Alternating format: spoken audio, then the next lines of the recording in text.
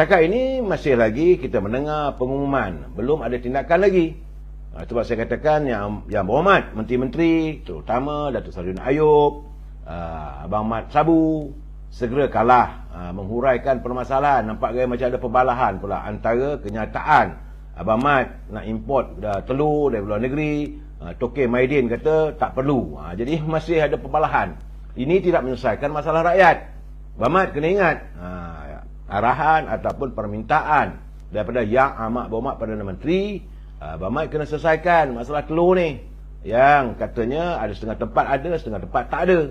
Dan tadi disahkan oleh Datuk Seri Ayub, Menteri Perdagangan Dalam Negeri dan Ehwal Pengguna.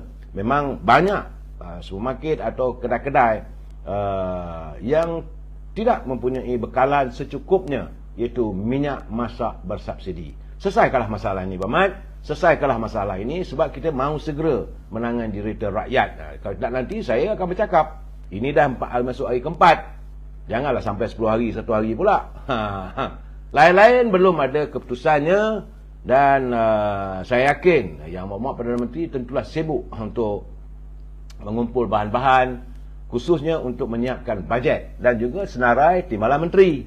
Masih belum diumumkan. Saya dikabarkan bahawa Timbalan Menteri akan diumumkan minggu depan. Bagaimanapun, saya melihat ada kenyataan daripada Yang Amat Berhormat Menteri Besar Negeri Sembilan, saudara, yang iaitu Datuk Seri Amiruddin Harun, beliau menyatakan bahawa semua 6 negeri, iaitu Negeri Sembilan, Selangor, Pulau Pinang, Kelantan, Terengganu dan Kedah, semua menteri-menteri besar dan ketua menteri bersetuju untuk mengadakan pilihan raya serentak kali ini. Itu jangan lupa, 6 negeri ini masih lagi ada berbaki tugas dan tanggungjawab rakyatnya, iaitu pilihan raya negeri. Yang kita lalui ialah pilihan raya parlimen. Itu keadaannya, saudara. Saya tak tahulah bila akan diumumkan, tapi mengikut daripada Datuk Seri Amiruddin bahawa pilihan raya itu akan diadakan serentak kali ini, untuk mengurangkan belanja pengurusan daripada Suruhanjaya pilihan raya. Buatlah. Jadi kita pun sebenarnya tak setuju, sepatutnya diadakan. Tapi nak buat macam mana? Kerana perbalahan, orang ni kata aku nak buat begitu, dia kata negeri saya nak buat begini. Akhirnya rakyat juga yang terjebak dalam masalah. Terpaksa mengundi 2-3 kali. Macam mana ni? Macam di Kedah, kawasan Paya Serai tu, terpaksa balik lagi sekali lagi. Dulu nak balik tak boleh kerana pilihan raya di kawasan tersebut di Padang Serai tidak dapat dilaksanakan, berlaku calon kematian. Begitu juga di Tioman. Tapi Tioman dah selesai lah. Kita ucapkan tahniah pada mereka yang menang. Tak ada masalah, saudara. Begitu juga saya mendapat kiriman. Ini saya rasa tak molek lah. Tak molek kenyataan ini dikeluarkan oleh Setiausaha Agung Parti MIC. Nampak gayanya mereka seolah memprotes kerana tidak ada wakil daripada MIC dilantik sebagai menteri. Maka katanya MIC tidak akan menerima sebarang jawatan Timbalan Menteri. Jadi apakah mereka ini layaknya untuk menteri saja? Timbalan Menteri tak layak. Ini saya kata tidak ada keikhlasan. Itu yang saya kadang bimbang dengan sikap pimpinan parti-parti politik yang seharusnya mereka melakukan germinasi, melakukan perubahan, peralihan, bukan hanya mementingkan jawatan. Ini masalahnya. Apalah salahnya kalau ada wakil daripada MIC duduk sebagai Timbalan Menteri, tidak ular menyusul bawah akar, tak menghilangkan bisanya. Ini mesti nak jadi menteri juga. Kena sedar dirilah. Anda cuma menang 1 kursi saja. Ini kena ingat. Jadi apabila menurut Setiausaha Agung Arti Raja Sekaran, dia kata mesyuarat jawatan kuasa pusat MIC telah pun bersetuju. Walau bagaimanapun mereka menghormati semua itulah pilihan pengundi. Ya memanglah pun. Rakyat sudah membuat ketetapan. Kena hormati. Saya sendiri menghormati apa saja diputuskan oleh rakyat, kerana negara kita mengamalkan sistem demokrasi. Nak buat macam mana? Pedih memang pedih lah, saudara. Dan bila kenyataan yang diungkapkan oleh MIC itu bagi saya tak sepatutnya. Itulah kadang-kadang bila saya lihat begitu, menyerap juga. Kalau rasa-rasa tak sesuai lagi untuk bersama dengan kita, keluar-keluarlah. Nak buat macam mana? Saya tak mengusir mereka, tapi sikap yang ditunjukkan seolah tidak menghormati. Kerana tak maulah. Kadang rakyat dah buat pilihan untuk jawatan Timbalan Menteri, tak mau. Tapi kalau menteri terima. Ini bagi saya, kadang-kadang mereka ni diberi betih nak peha. Bila saya tengok kenyataan begitu, hati saya sebab saudara. Selama hari ni kita banyak berkorban, khususnya UMNO. Kita memikul, bagaikan memikul biaya hidup bagi mereka bertanding. Tapi mereka tidak. Rakyat dah tolak. Nak buat macam mana? Terimalah hakikat. Janganlah tunjuk besar kepala pula. Tahulah saya diorang ni. Dan nampak gayanya sekarang ni memanglah heboh dalam media sosial sekarang ni tuntutan rakyat. Saya yakin sekarang ni di saat yang amat berhormat pada menteri dan menteri-menteri kabinet mahu menangani derita rakyat, kita tak boleh menafikan bahawa besar kemungkinan banyaklah kluster-kluster mahkamah akan muncul. Sebab itu kadang-kadang kita jangan menuduh orang tak tentu pasal. Saudara Ahli Majlis Tinggi UMNO Dr. Fuad Zakasi pula mengatakan bahawa perlu disegerakan untuk disiasat orang macam Zeti Aziz yang tak datang lagi ke mahkamah untuk memberi keterangan dalam isu 1MDB. Begitu juga dengan Hakim Nazlan. Ini kerana katanya dakwa rasuah terhadap Zeti dan Nazlan boleh meruntuhkan kes Datuk Seri Najib Tun Razak. Itu memang pun, tapi terpulanglah kepada pihak wajib. Malahan kesan apa itu, saya masih ingat lagi waktu Tan Sri Muhyiddin jadi Perdana Menteri, apabila orang bercakap kenapa tak bawa Zeti Aziz ke mahkamah, Zeti pernah mengatakan bahawa kalau dia dibawa ke mahkamah, dia akan mendedahkan segala-galanya. Apakah ada sesuatu konspirasi? Terpulang. Kalau ini berlaku, suka tak suka, Dr. Mahathir pun kena seret juga, Tan Sri Muhyiddin pun kena seret juga, ramai lagi lah akan jadi kluster mahkamah. Begitu juga persoalan tender kerajaan pimpinan. Lalu kita dah menjerit, saya dah bercakap saban malam, kita bukan mengkritik, kita menyatakan tiap-tiap kontrak dianugerah oleh kerajaan mestilah close, mestilah berpaksikan kepada untuk menjimatkan wang negara di saat negara menghadapi masalah ekonomi yang tidak menentu. Tapi sepanjang PKP, sepanjang Pakatan Harapan, malahan sepanjang negara dipimpin oleh Datuk Seri Ismail Sabri, kita dengar macam-macam orang bercakap. Katanya berpuluh-puluh bilion lah isu 5G, isu Bistarinet, isu bagaimana, ini yang paling besar sekali, bagaimana peruntukan yang diumumkan oleh Tan Sri Muhyiddin yang mengatakan bahawa beliau menyediakan, kerajaan pimpinannya menyediakan sejumlah 600 bilion wang negara untuk ransangan ekonomi. Dan sekarang ni belah berbolok-bolok pula. Kata tak ada lah, kata sekerat lah, kata 500 lah, kerana ini termasuklah EPF dan sebagainya. Tapi waktu beliau membuat pengumuman tersebut, apakah beliau menjelaskan?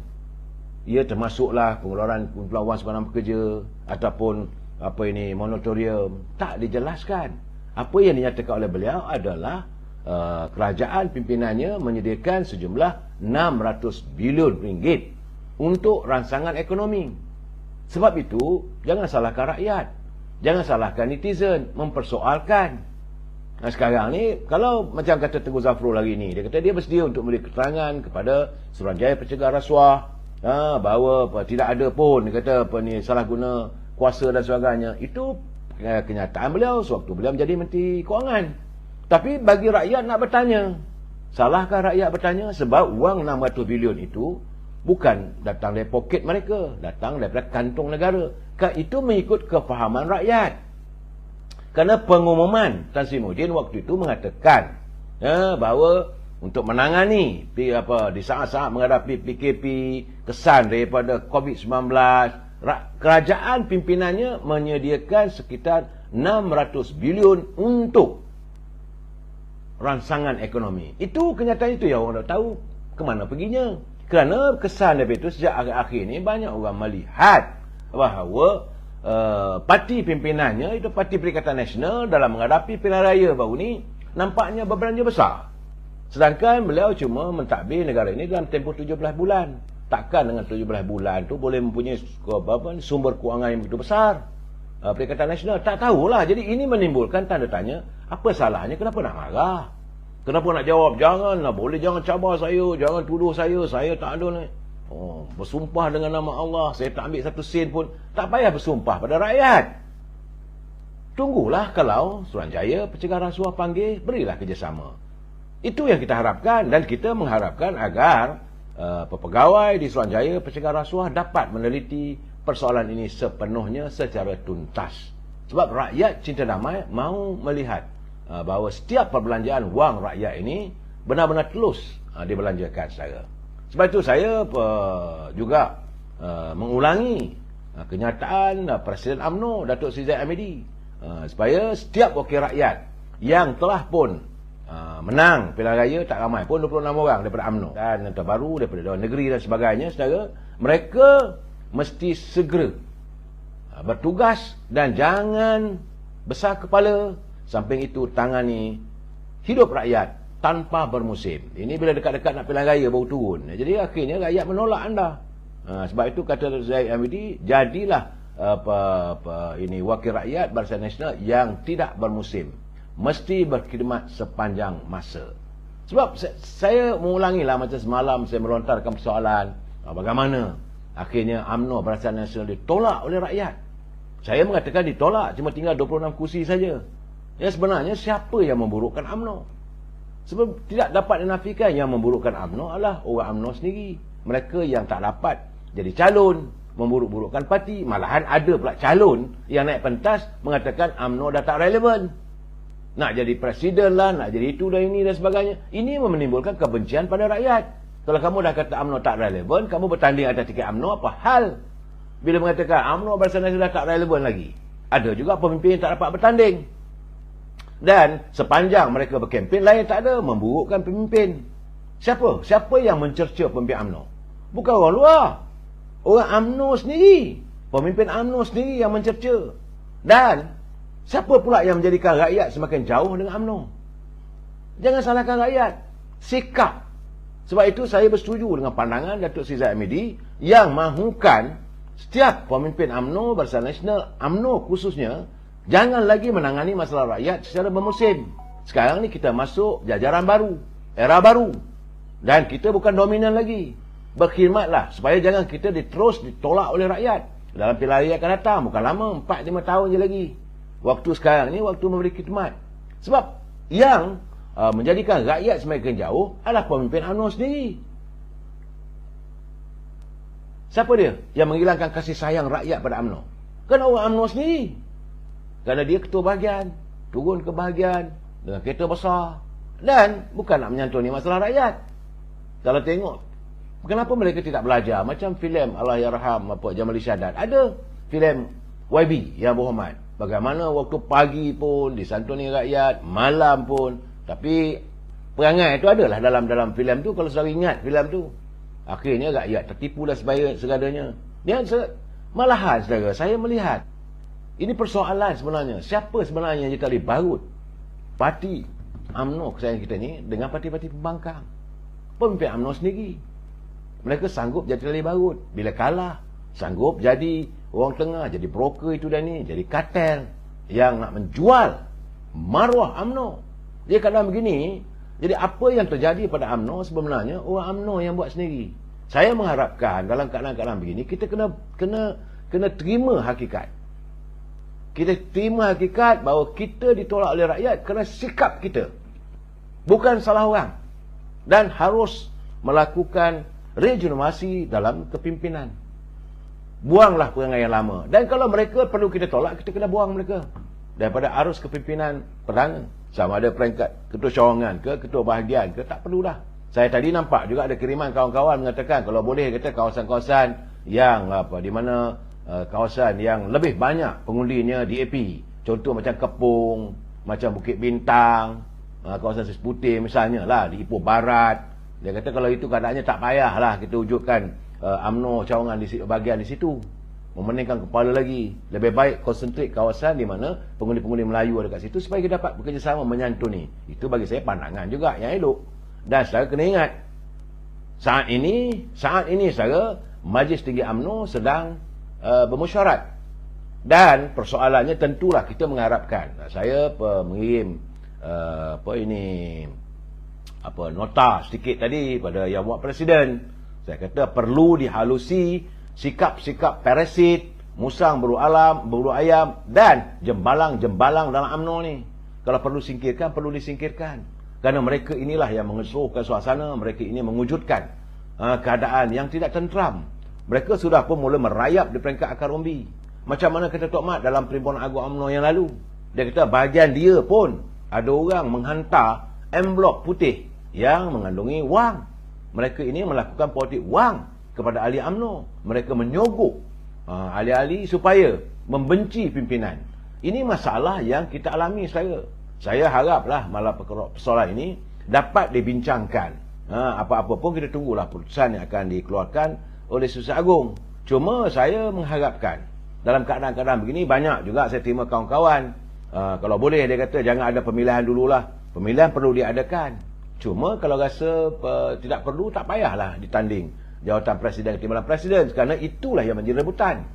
Persoalannya sekarang, itulah yang dikejar, itulah yang diburu oleh kartel-kartel, oleh mereka yang nak dibuang susah, kerana nak bawa mesyuarat biro disiplin, nak buat tindakan dan sebagainya. Ini prosesnya agak panjang. Jadi melainkan kita kata okey, lain semua buang. Kalau rasa perlu ditukar ketua bahagian, tukar ketua bahagian. Presiden timbalan presiden tak payah lawan. Kekal Tok Mat dengan Datuk Seri Zahid Hamidi. Saya ingat ini mengurangkan, sebab saya dipahamkan wang sudah pun mengalir di perangkat akar umbi oleh kartel-kartel.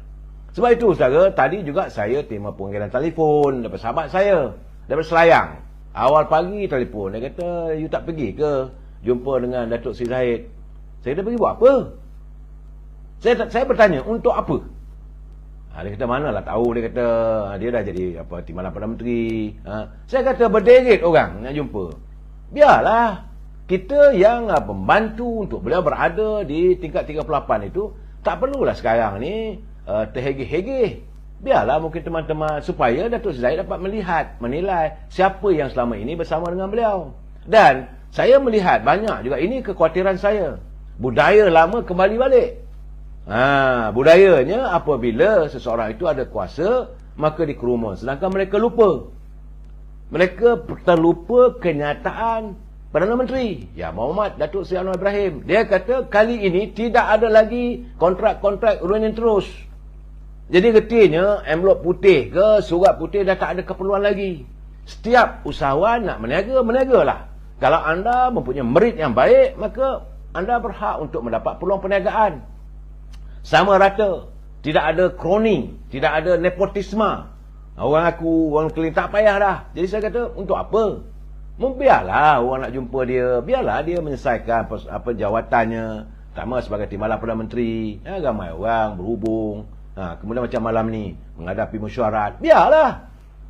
Kenapa pula kita nak sibuk-sibuk? Untuk apa? Inilah saya nak pesan pada teman-teman, kawan-kawan. Ya memanglah Datuk Seri Zahid Hamidi ni dia banyak kawan, dia ramai kawan dia di seluruh negara. Dulu bila tak ada jawatan, duduk dalam gua. Sekarang ni muncul.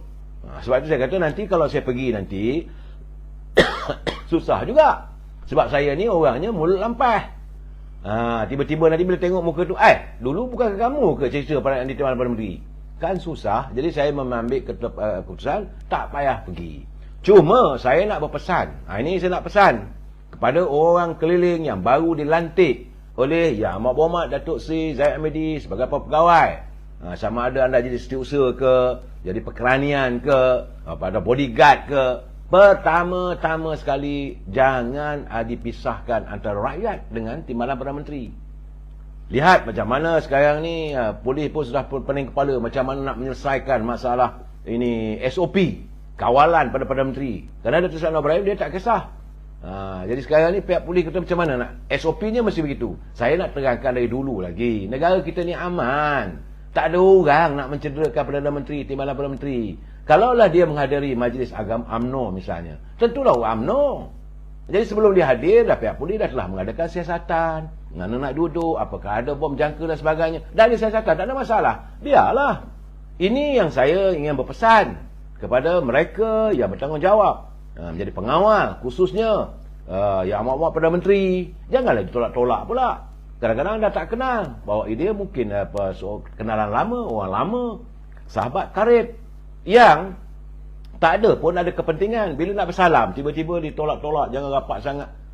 Bagi saya lah, ini bukan budayanya. Dan saya haraplah, dan supaya Datuk Seri Zahid Hamidi, khususnya, kenalah mengamalkan budaya kita ni. Budaya orang Melayu ni kena kenal. Selalu bila berlaku majlis perkahwinan, dulu-dululah, zaman saya dulu, akan melawat pergi kampung, kenalkan, ini Pak Ngah, ini Pak Long, bukan Abang Long, saya. Jadi pegawai yang baru berkhidmat di Pejabat Timbalan Perdana Menteri, saya bercakap ni saya kerana bercakap pada orang UMNO.